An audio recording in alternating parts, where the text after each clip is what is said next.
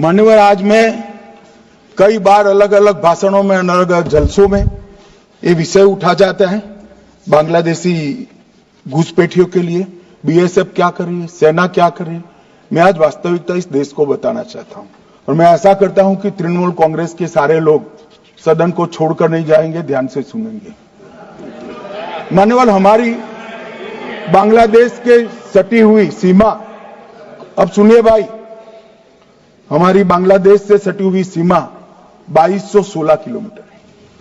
उसमें से 1653 किलोमीटर बाढ़ बन चुका है, बाढ़ के पास वाला रोड भी बन चुका है और चौकियां भी बन चुकी है।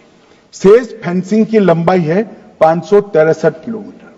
563 किलोमीटर सीमा आज भी खुली है और शेष फेंसिंग जो 563 किलोमीटर है उसमें 112 किलोमीटर फेंसिंग ऐसी है, बॉर्डर ऐसी है जिसमें बॉर्डर फेंसिंग व्यवहारू नहीं है। नाले हैं, नदियां हैं, ऊंची नीची पहाड़ियां हैं, जहां 112 किलोमीटर में फेंसिंग हो ही नहीं सकता और 450 किलोमीटर जहां फेंसिंग होता है वहां बाकी है। अब मैं वो बताना चाहता हूं कि क्यों बाकी है। ये 450 किलोमीटर के लिए मान्यवर, मैंने डीओ लेटर लिखकर 10 रिमाइंडर करे हैं, बंगाल सरकार भूमि नहीं देती।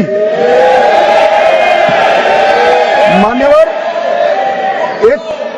ये 450 किलोमीटर के लिए गृह सचिव बंगाल के मुख्य सचिव के साथ 7 मीटिंग करे, ये भूमि नहीं देते हैं।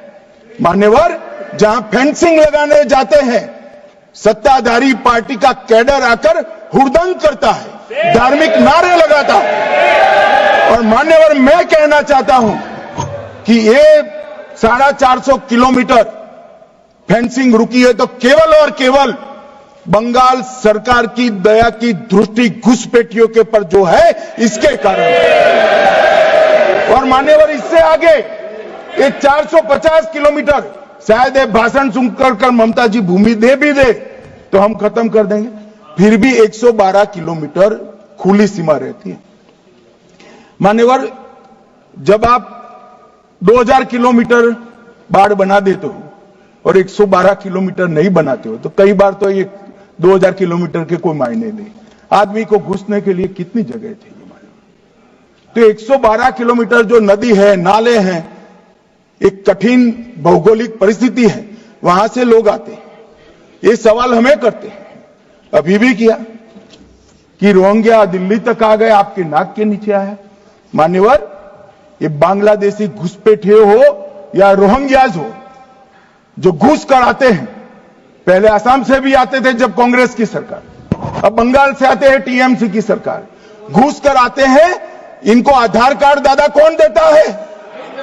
नागरिक कहां के बने हैं? कहां के बने हैं?